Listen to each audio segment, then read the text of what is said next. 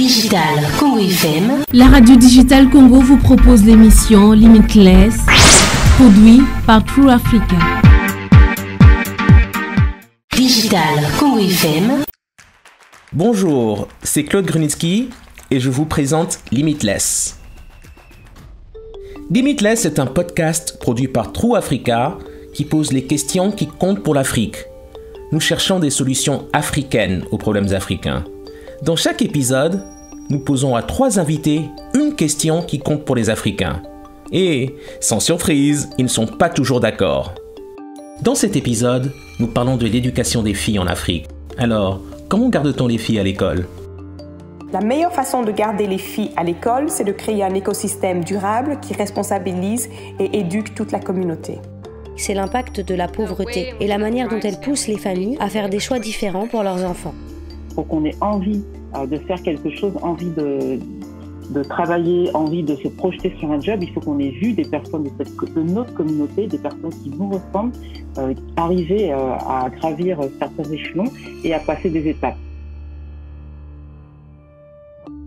Selon les derniers chiffres de l'UNESCO, 52 millions de filles ne sont pas scolarisées en Afrique. C'est pourquoi l'éducation des femmes est souvent au cœur des enjeux de développement. Aujourd'hui, je vais échanger avec 3 femmes qui se sont toutes données pour mission d'améliorer la vie des femmes de leur communauté. La première invitée est Noella Coursaris Musunka, une mannequin congolaise ayant grandi en Europe. En 2007, elle a créé Malaika, une école dans les villages du Congo. Elle scolarise aujourd'hui plus de 400 filles. Elle m'a expliqué comment elle maintient les filles à l'école dans un pays où 7 millions d'enfants ne vont pas à l'école. Malaika est née de l'histoire de mon enfance. Je l'ai transformée en une opportunité de pouvoir améliorer le futur des jeunes filles ainsi que de leur communauté. Il n'est pas si difficile de créer des conditions permettant à nos filles de rester à l'école, mais il y a plutôt des obstacles à surmonter notamment. Le manque de conscience quant au rôle majeur de l'éducation dans la vie de nos filles, ainsi dans le processus du développement d'une communauté. La pauvreté, les conditions dans lesquelles les parents vivent ne leur permettent pas de bien prendre en charge leurs filles. À un moment donné, pour certains foyers, elles deviennent une charge de trop. Elles doivent contribuer à la survie de la maison. Tout ceci pousse les filles à vouloir se marier très tôt, ou alors tombent accidentellement enceintes. L'éducation reste le moyen efficace qui émancipe la femme, qui lui permet de choisir ce qu'elle veut devenir, y compris dans la carrière politique. Comment enseignez-vous le leadership à Malaika ? Le leadership fait partie intégrante des activités des élèves de Malaika. Nous leur donnons plus de responsabilités au niveau de l'école, comme par exemple l'organisation des élections à la mise en place d'un gouvernement scolaire. Nous leur apprenons à assurer l'entretien des équipements et faire rapport de ce qui ne fonctionne pas bien, ainsi que l'apprentissage du mentorship et du travail en équipe. Nos filles sont associées à la gestion de l'école. Elles sont préparées à devenir les futurs leaders de Malaika. Actuellement, nos filles développent le goût d'entreprendre en mettant en place des projets d'autofinancement, grâce auxquels elles ont déjà contribué en achetant des sacs de farine, des condiments pour l'école, etc. Car nos filles étudient encore. Ce qui est vrai est que leur vision du monde change avec le temps. Au début, lorsque nous leur demandions ce qu'elles voulaient devenir, elles n'avaient pas de grandes aspirations, mais au fur et à mesure que nous avons évolué, elles changent de vision, voulant devenir avocate, politicienne, journaliste, ingénieure, expert de santé, etc. Donc le temps nous le dira.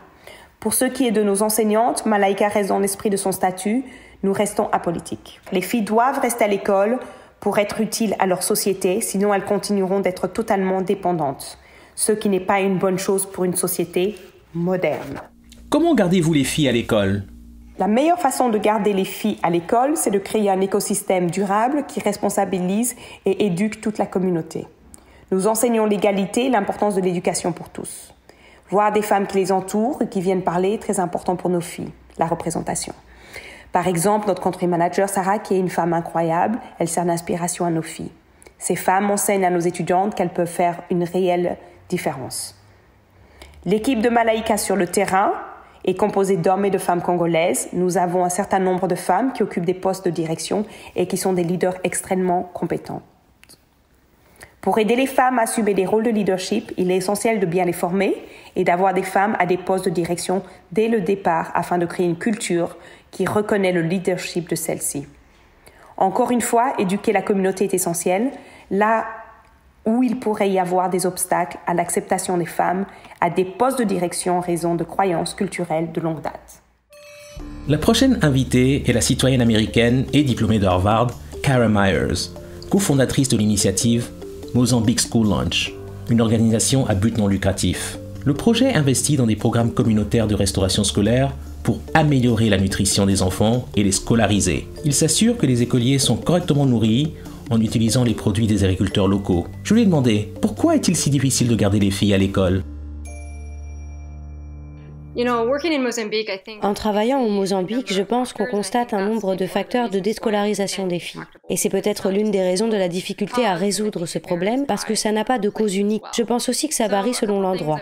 Il y a deux choses que nous remarquons beaucoup au Mozambique, c'est surtout ce grand fossé entre les zones urbaines et rurales. Et cela a beaucoup de conséquences sur la scolarisation dans les campagnes, surtout après la 5e année. Il est souvent très difficile pour les filles de se rendre jusqu'à l'école à pied. Il y a vraiment ce genre de fracture et de difficultés d'accès. Une autre chose importante que nous observons au Mozambique, c'est l'impact de la pauvreté et la manière dont elle pousse les familles à faire des choix différents pour leurs enfants, surtout pour les filles. C'est l'un des facteurs qui entraîne les familles à donner leurs filles en mariage très tôt. Au Mozambique, les mariages précoces sont illégaux avant l'âge de 18 ans.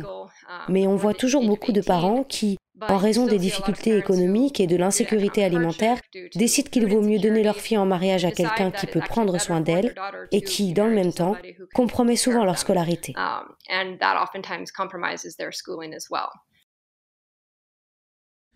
Pourriez-vous nous en dire un peu plus sur cette initiative et les raisons pour lesquelles vous avez décidé de passer autant de temps à la lancer ?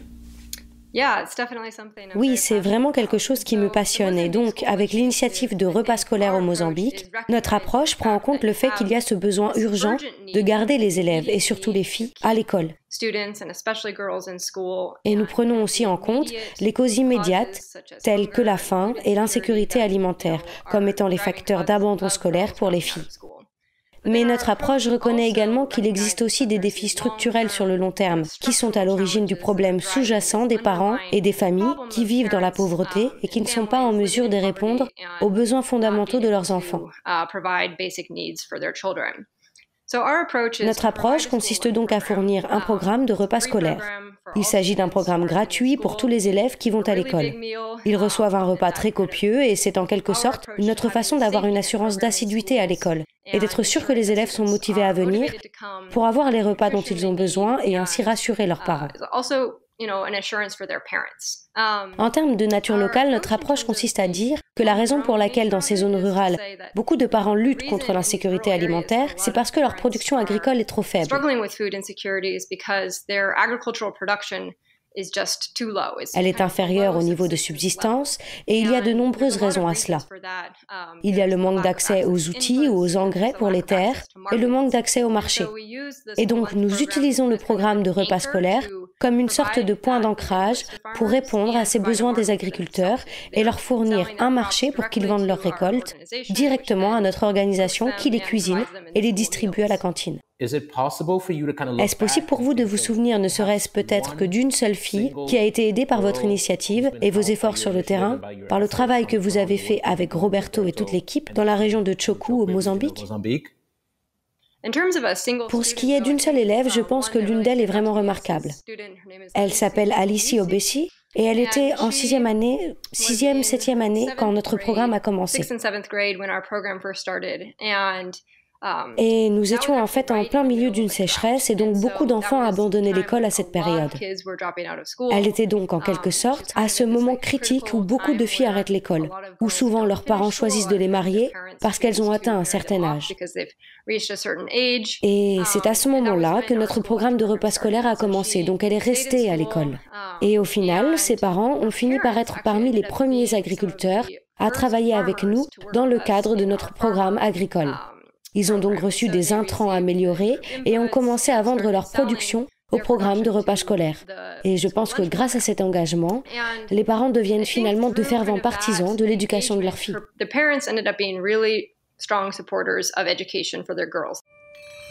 Ma troisième invitée est Jenny Bagori, une spécialiste malienne de l'éducation, diplômée elle aussi de Harvard. Elle a cofondé Swadela, une organisation qui vise à renforcer les capacités de négociation des jeunes femmes.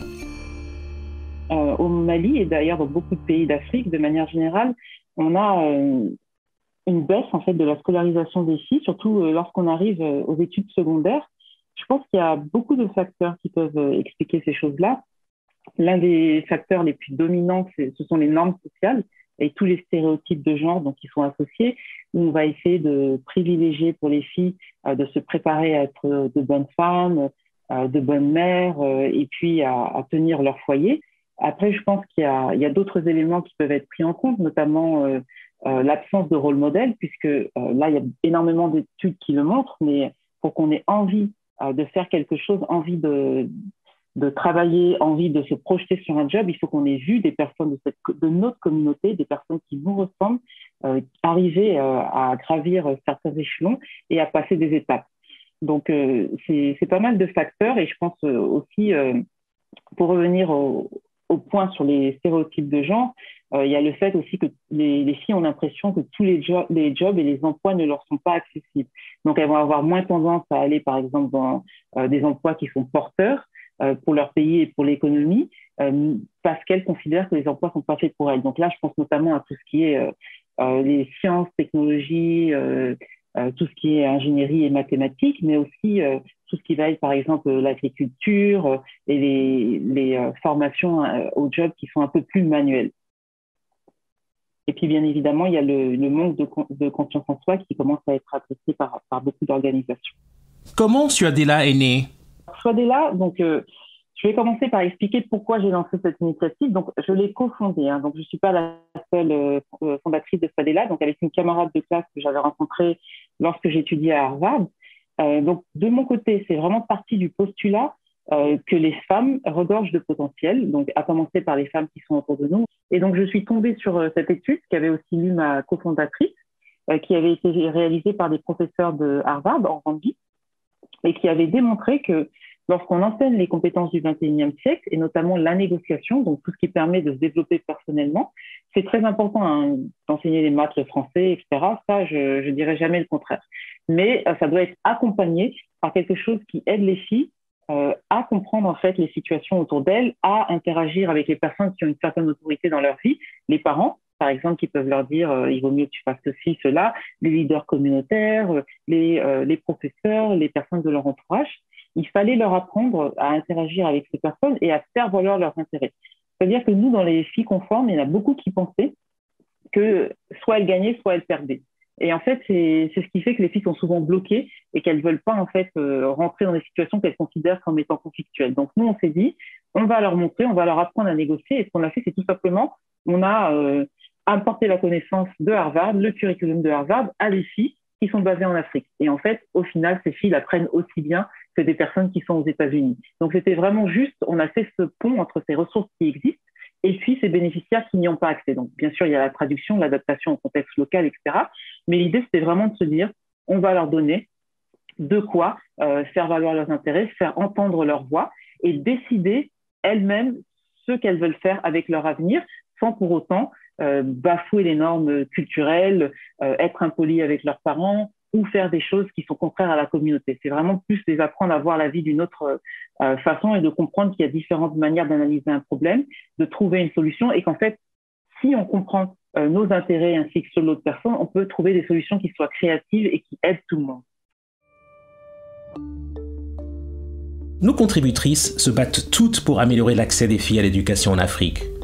Leurs histoires individuelles m'ont toutes touché. Nous ne cherchons pas de réponse simple sur ce podcast. Nous pensons que le potentiel de l'Afrique est illimité et que les femmes sont indispensables pour réaliser ce potentiel. Il existe de véritables problèmes pratiques qui empêchent les filles d'aller à l'école. Par exemple, des inquiétudes concernant leur sécurité ou concernant les toilettes et les installations sanitaires lorsqu'elles ont leurs règles. Mais il s'agit aussi d'un changement de mentalité pour les filles et les parents. Les parents doivent comprendre la valeur d'une bonne éducation. Les filles ont besoin de cette éducation pour s'autonomiser et autonomiser leur communauté. Merci pour votre écoute. Ce podcast est rendu possible grâce à une subvention du département d'État américain et de la fondation Seenfire. Vous pouvez écouter ce podcast sur toutes les bonnes plateformes et sur www.trueafrica.co/limitless. Digital Congo FM